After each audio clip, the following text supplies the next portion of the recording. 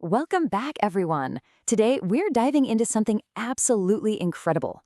We're going to completely dissect the structural genius behind the massive 25-episode epic series Chains of Love. So let's just jump right in, because what we have here is literally a masterclass in how to sustain tension, build an entire world, and, honestly, break our hearts in the best way possible over a really long-term story arc. In this explainer, we're going to see exactly how the creators managed to condense and engineer this sweeping, chaotic narrative into a highly structured, super tight machine. Here's the battle plan for today's explainer. Now, we're not just going through a simple agenda. Actually, scratch that. It's more like we're mapping out the escalating phases of a storytelling war. We'll start with structuring a family epic, then move into the foundation of deception, hit divided loyalties and secrets, take a leap forward with the next generation, face the final reckoning, and finally look at the ultimate test. Every single one of these phases builds massive momentum, stacking the odds higher and higher as we go. Section 1. Structuring a family epic, condensing the 25-episode arc. You know, when you have 25 episodes to play with, it is so easy for a story to just drift, to lose its way. But the creators of Chains of Love completely dodged that trap by using what's basically a chronological escalation structure. Think of it like a narrative snowball arc. They engineered a really precise 5-season roadmap. So instead of one long, meandering story that kind of loses steam, you get 5 distinct seasons that each serve a very specific structural purpose to keep that tension dialed up.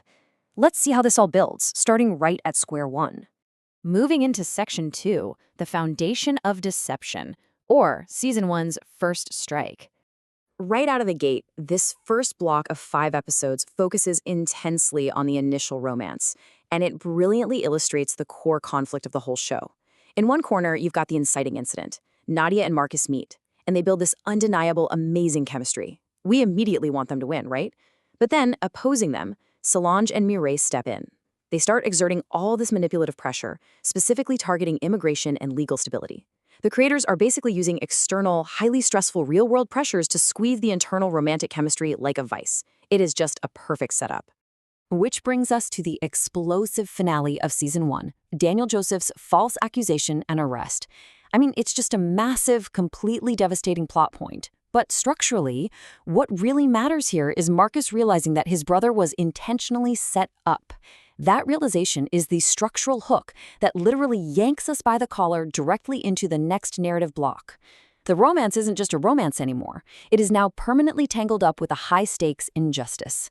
Section 3, divided loyalties and secrets. Let's look at the escalating drama of Seasons 2 and 3.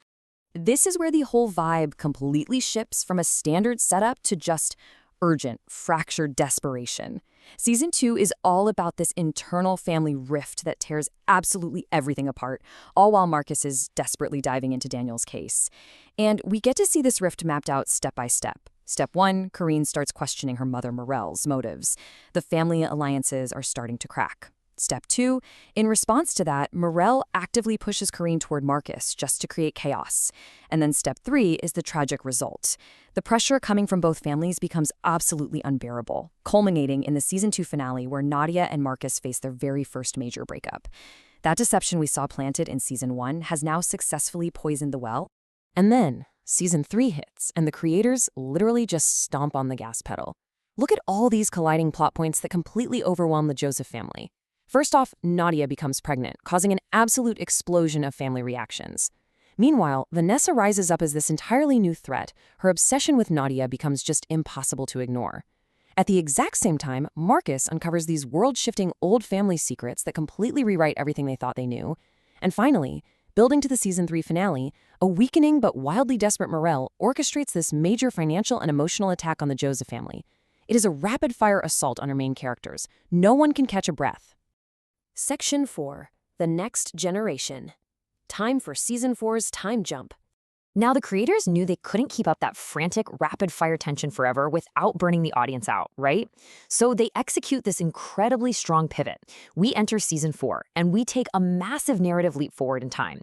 This time jump acts as a much-needed palate cleanser for us as viewers, but it also forces us to face a pretty haunting question. What happens when conflict spans across generations?